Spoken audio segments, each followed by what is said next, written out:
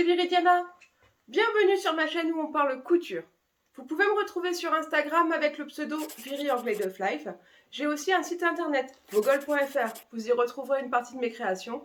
Et je suis coach couture pour Urban Ferry. Les présentations sont faites, je suis ravie de vous retrouver aujourd'hui sur ma chaîne. Ça fait maintenant plus d'1 an que je fais une vidéo par semaine. C'est quand même super, enfin je trouve. Aujourd'hui je vais coudre avec vous, ou en tout cas vous montrer comment j'ai cousu le sweat Sony de la Maison Victor. Le dernier magazine de la Maison Victor. Il s'agit, hop, du dernier, paru en janvier 2023. Depuis, la Maison Victor n'existe plus, mais parfois on peut retrouver encore dans quelques kiosques ou de quelques librairies ce magazine. N'hésitez pas à vous le procurer, je trouve que y a plusieurs pépites dans ce magazine. Aujourd'hui donc, on va faire un sew along, mais avant de commencer, j'embrasse ma grand-mère. Bisous mamie! Allez, je vous laisse avec les images que j'ai tournées précédemment. C'est parti!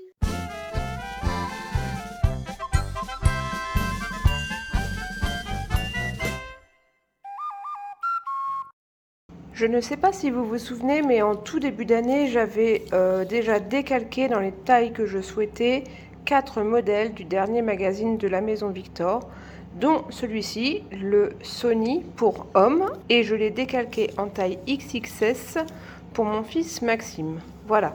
Donc, il me faut pour coudre ce modèle 3 tissus. Donc, un tissu principal que j'ai choisi, un molleton Bordeaux qui vient de chez Dressenstoffen. Voilà, et pour le contrastant, j'ai une chute de ce tricot molletonné, tricot gratté, qui sera pas mal pour le contrastant. Par contre, pour les poignées de manches, bande de taille et bande d'encolure, je prendrai un bord-côte très sûrement noir pour rappeler le chiné de ce tricot. Voilà, on passe tout de suite à la coupe.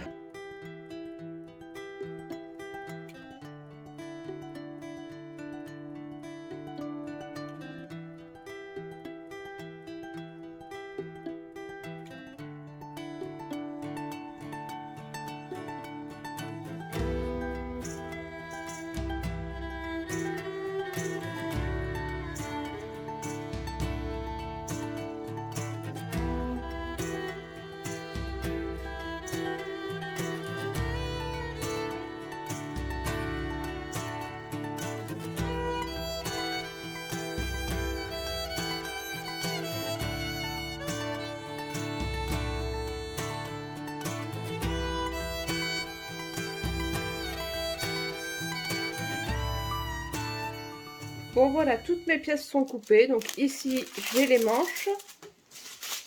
Ici, j'ai le devant et l'autre, c'est le dos. Ici, dans un bord-côte noir, j'ai donc coupé 2 poignées.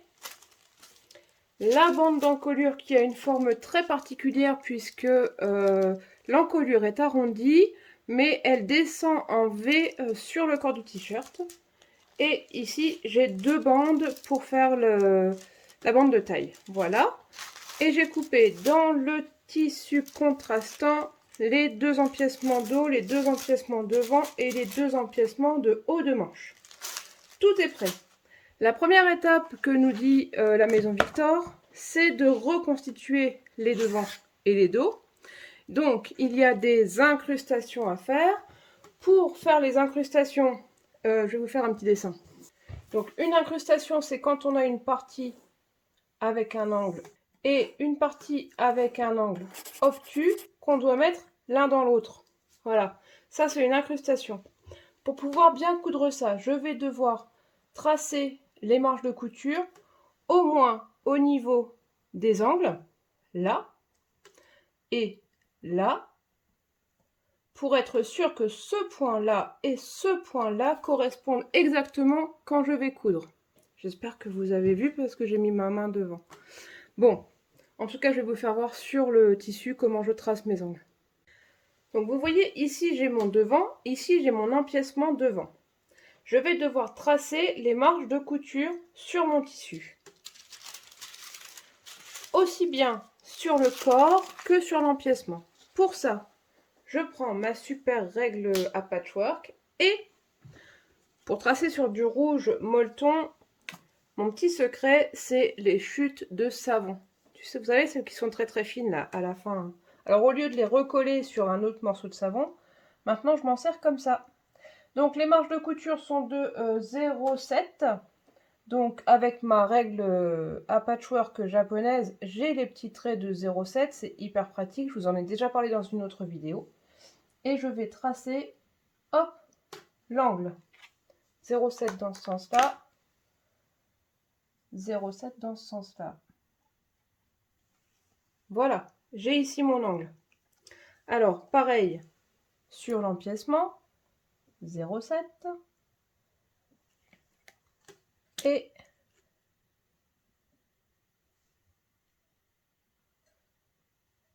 0,7. Maintenant, je vais venir, bon forcément je vais tracer les autres, mais je le ferai hors caméra. Je vais venir placer endroit contre endroit le bas de l'empiècement avec l'endroit où ça doit être sur le devant, et je pique pile poil dans la marque, et je veux ressortir pile poil. Ah! Je recommence. Hop, dans l'angle, et ici, dans l'angle. Et j'épingle. Hop.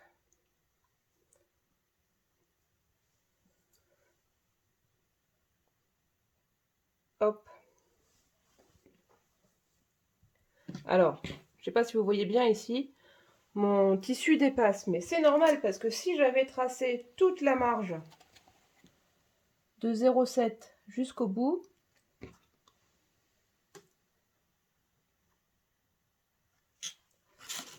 il faut que la fin de la piqûre arrive pile poil à la jonction avec le tissu principal. Et là, je suis bien.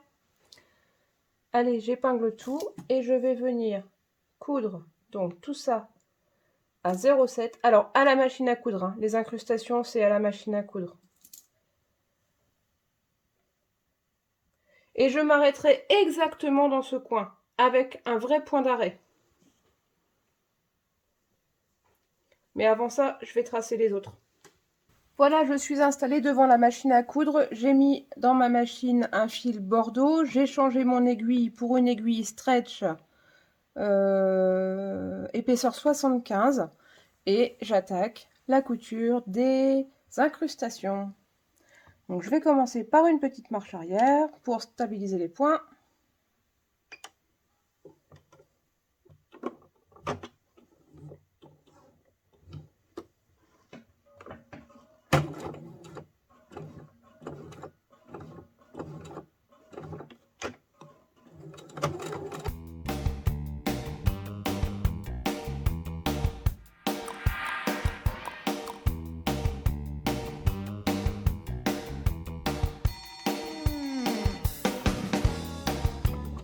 Ici, je vais finir à la main, en tournant le volant à la main, pour être sûr d'être au bon endroit à la fin de ma couture. Impeccable. Marche arrière.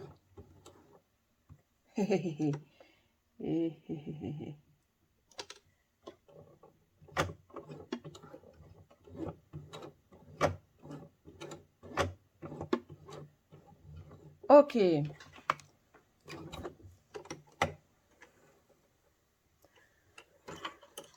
Je me suis donc arrêtée exactement sur l'angle que j'avais dessiné au savon. Et maintenant, je vais venir cranter ici jusqu'à mon dernier point de couture, mais surtout sans couper mes points.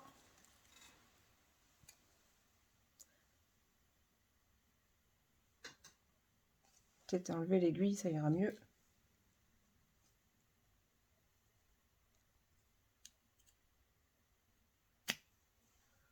Voilà, je suis bien au bout. Maintenant, je vais pouvoir faire pivoter mon tissu et épingler toute cette partie-là, hop, pour pouvoir coudre, là aussi, à 0,75.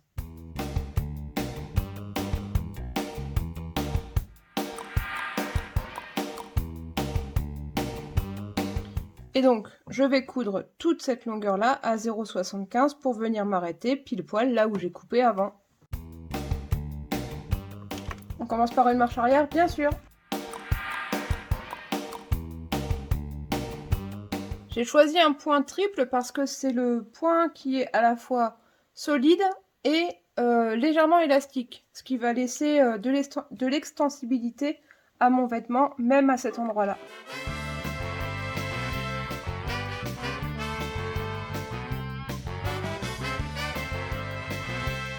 Je suis bien sur la ligne dessinée au savon. Je vais finir les derniers points à la main.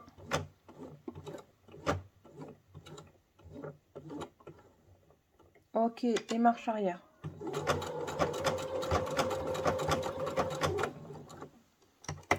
Voilà, on va tout de suite regarder sur l'endroit le résultat. Tadam! Voilà mon angle. Qu'est-ce que vous en pensez? Il est pas mal quand même, hein? Allez, plus que 3. J'ai choisi de faire une surpiqûre pour plaquer les marges de couture des empiècements vers le corps du vêtement. Pour ça, je choisis toujours un point triple et j'y vais. Et je le fais vraiment à 2 mm de la piqûre précédemment faite.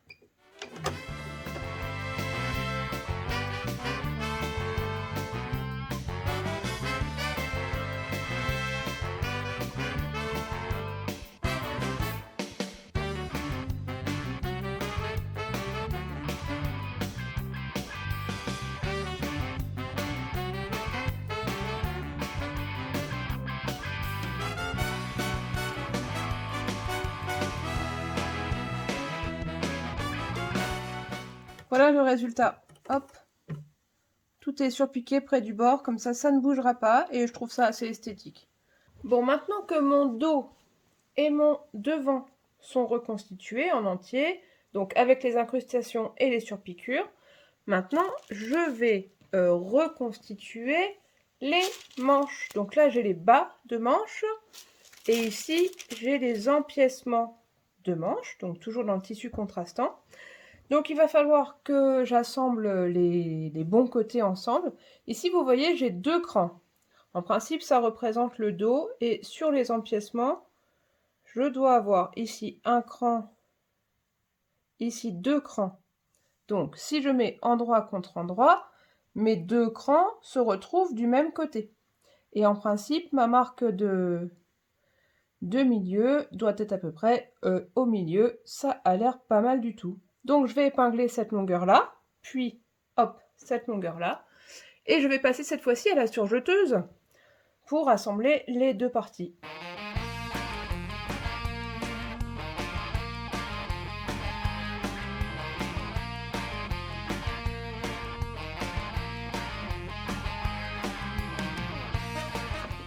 Nous voilà donc devant la surjeteuse pour assembler le bas des manches avec l'empiècement du haut des manches. C'est parti. Je me règle sur 7,5 mm de large et un point de 3 mm de long. Je pense que ce sera bien.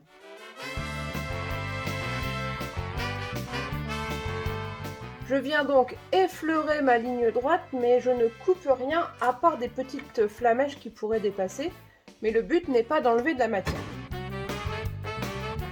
Sans couper les fils, j'enchaîne avec la suite.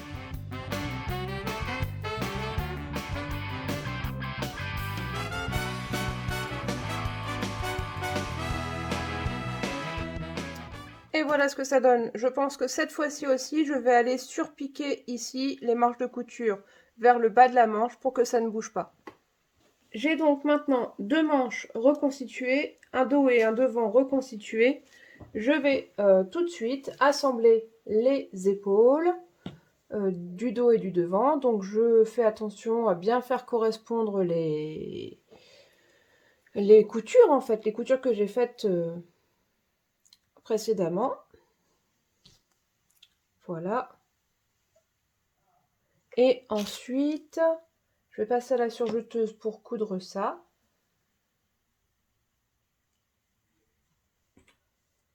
Quand les épaules seront cousues, j'aurai de nouveau une incrustation à faire pour la pointe de la bande d'encolure. On se revoit juste après. Bon, eh bien, sur cette épaule-là, la jonction a été bien faite. Sur celle-là, ça a un petit peu bougé. Mais vous savez quoi? Je crois que je vais pas y retoucher. Ça pourrait faire pire que mieux au moment du démontage. Donc je laisse comme ça. Mais sachez que c'est pas bien. Alors, je vais juste mettre quelques clips pour bien garder mes marges de couture vers le dos, pour ne pas me tromper tout à l'heure quand je poserai les manches. Voilà. Et là, je me mets sur l'envers et je vais tracer là sur le devant du vêtement mes marges de couture comme on l'avait fait tout à l'heure pour les incrustations des devants et des dos.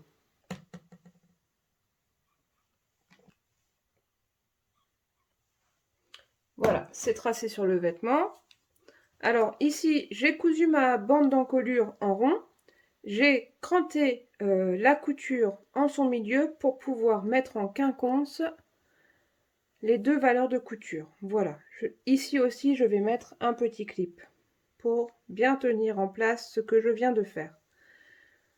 Je plie tout ça en deux et sur la pointe de mon V, je vais tracer là aussi les valeurs de couture à 0,75. Hop, je trace mes marges de couture à 0,75.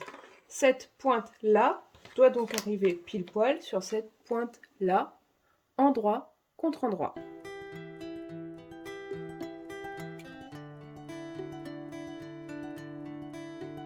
Et je vais aligner un des deux bords. Je ne pourrai absolument pas aligner les deux, mais j'en aligne un.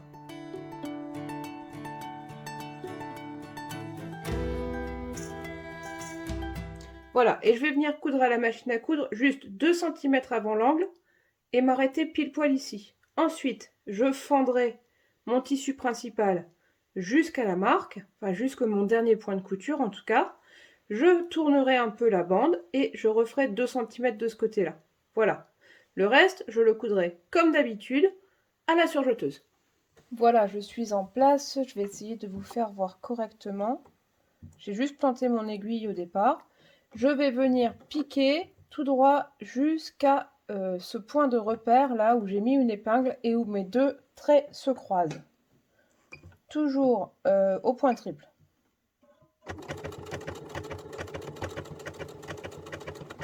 Pour être précis, je fais mes deux derniers points à la main.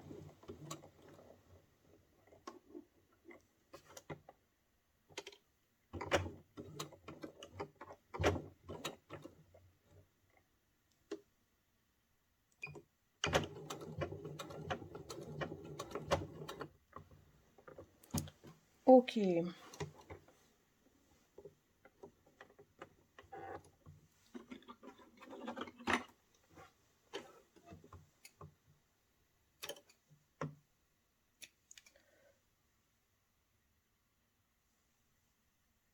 Ça a bougé un petit peu, mais on va faire en sorte que ça aille. Hop. Je crante jusqu'à mon dernier point de couture. Je fais tourner ma bande d'encolure. Et je vais donc l'épingler sur 2 cm. Hop.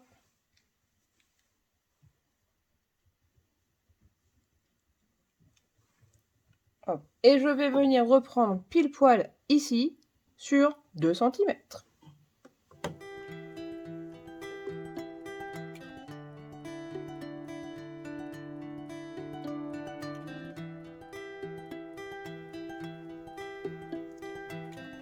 Ok, derrière ça a l'air pas mal. J'ai toujours les anciens points, mais c'est pas à ça qu'il faut que je fasse attention. On va enlever les épingles et on regarde le résultat. Voici ma pointe de colle. C'est pas mal. Allez, maintenant je pose ma bande normalement, comme si j'avais pas de pointe.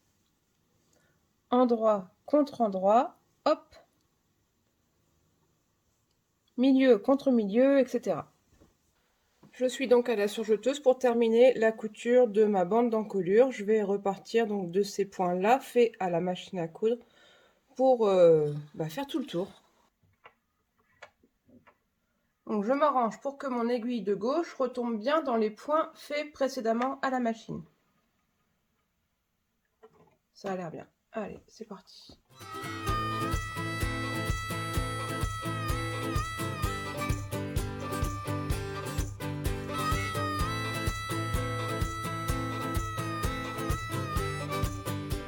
Je fais bien attention à ce que les coutures d'épaule soient dans le bon sens, c'est-à-dire couchées vers le dos.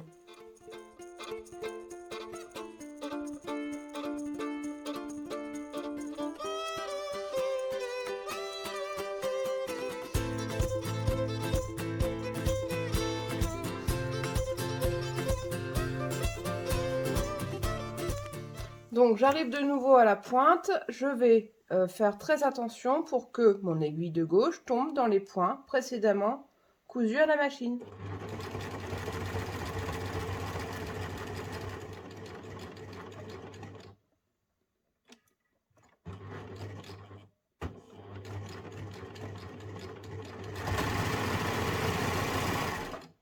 Ça n'a pas l'air mal du tout. Hop, je laisse un peu de marge pour pouvoir rentrer les fils et on vérifie ce que ça donne. Voilà à quoi ressemble mon encolure. Bah c'est pas mal du tout, hein. Je pense que je ferai comme pour les incrustations, je vais surfiler, je vais surpiquer tout le long de l'encolure pour pas que ça bouge.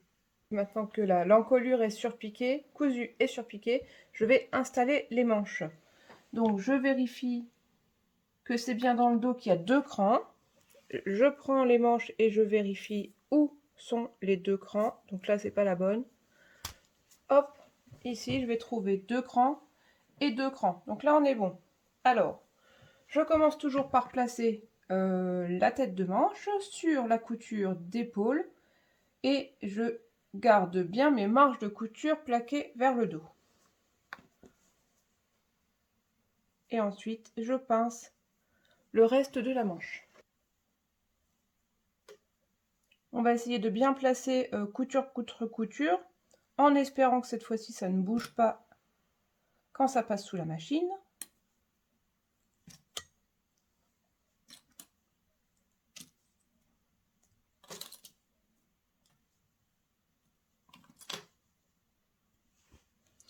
C'est parti pour la surjeteuse. J'ai donc assemblé les manches au corps, voilà, en respectant le sens des marges de couture aux épaules, en essayant de faire des jonctions ici correctes, mais il y en a qui ont bougé quand même. Je suis vraiment déçue, mais démonter ça, ce serait plus compliqué. Ici, c'est bien. Ici, ça a bougé. J'ai la valeur de la couture ici qui a décalé. Ici, on en est où? C'est pareil, ça a bougé. Et là aussi. En fait, ça fait vraiment beaucoup d'épaisseur à passer sous le pied et du coup, le pied emporte le tissu du dessous, mais pas forcément celui du dessus. Et ça décale légèrement de l'épaisseur de la valeur de couture. Peut-être que sur une prochaine version, je coudrai juste ce passage-là à la machine à coudre avant de passer à la surjeteuse, histoire que ce soit vraiment pile poil en face, quoi, parce que là, c'est dommage. Bon, en même temps, j'ai choisi des molletons qui sont tous les deux épais, hein. Si j'avais choisi quelque chose de plus léger, j'aurais sûrement pas ce problème. Bon, eh bien, là, l'étape pour terminer le corps du t-shirt, c'est de fermer endroit contre endroit tout le côté, donc du bout du poignet jusqu'au bas de la bande de taille.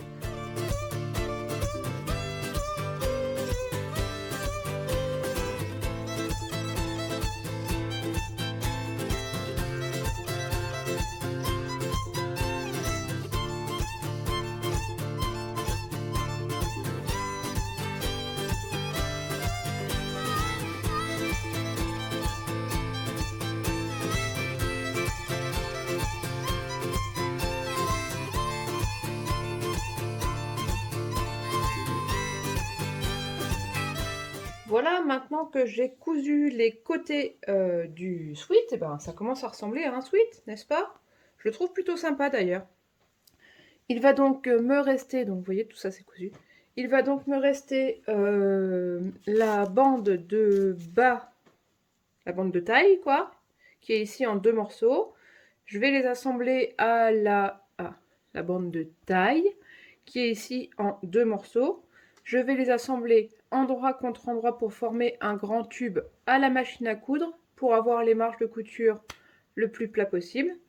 Et ici, j'ai donc 2 poignées de manches que je vais aussi assembler en rond, endroit contre endroit à la machine à coudre. Et ensuite, je n'aurai plus qu'à les poser à la surjeteuse et mon sweat sera terminé.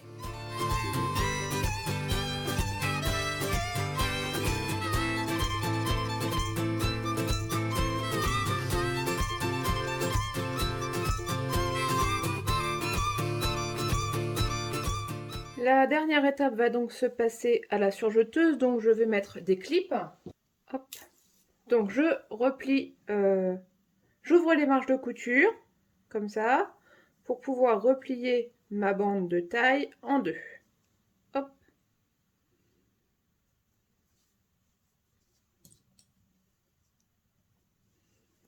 Pareil de l'autre côté, j'ouvre les marges de couture et je peux plier ma bande en 2.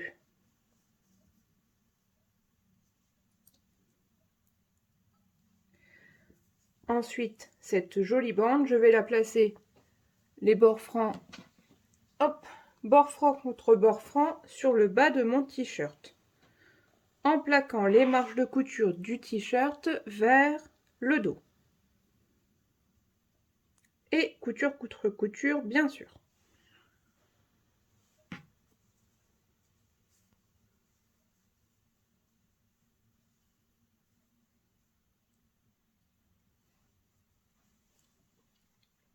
Je vais essayer d'en remettre une au milieu, sauf que j'ai pas noté le milieu de mon vêtement.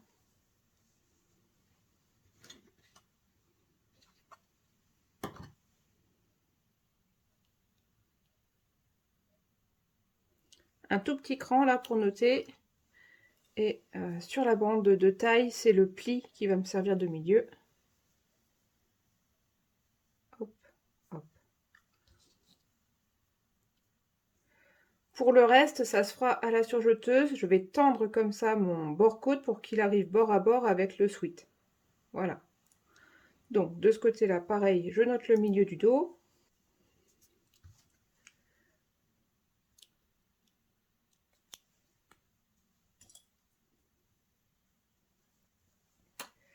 Pour les poignées de manche, même chose, j'ouvre les marges de couture et je plie en 2. Ça me forme un petit tube comme ça. Et je vais placer, hop,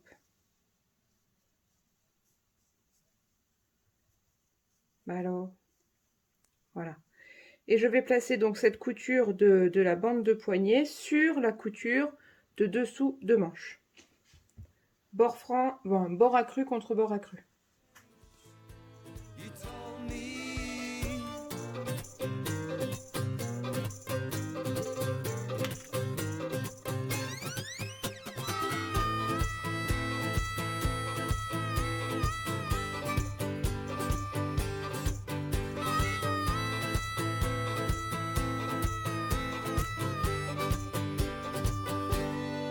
Voilà.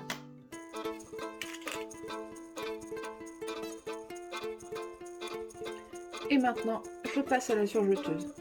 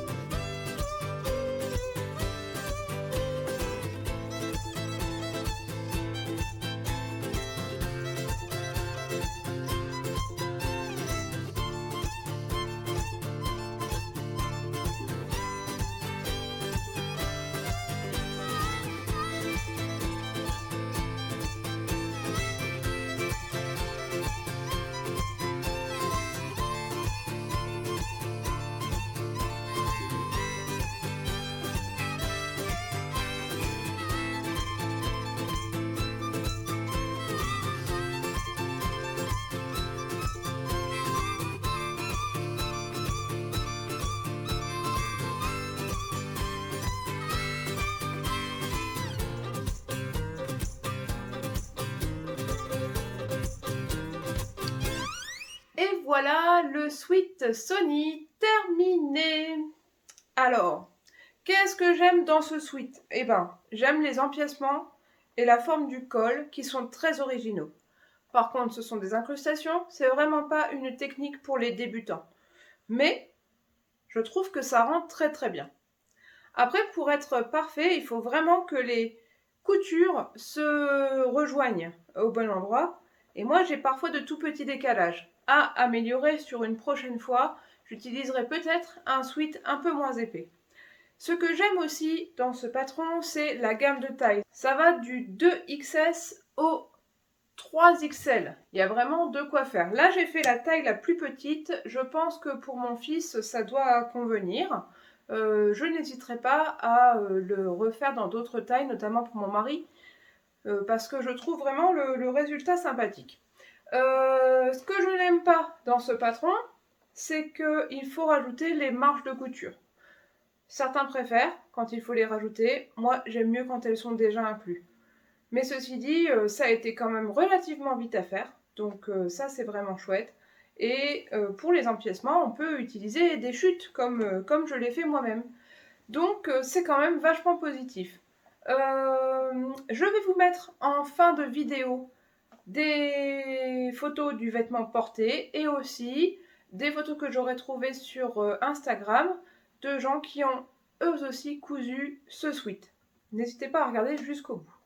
En attendant, si vous avez aimé ce sew-along, mettez un petit pouce, abonnez-vous et surtout n'hésitez pas à cliquer sur la cloche pour avoir toutes les notifications de mes vidéos. On se retrouve la semaine prochaine pour de nouvelles aventures. Des bisous!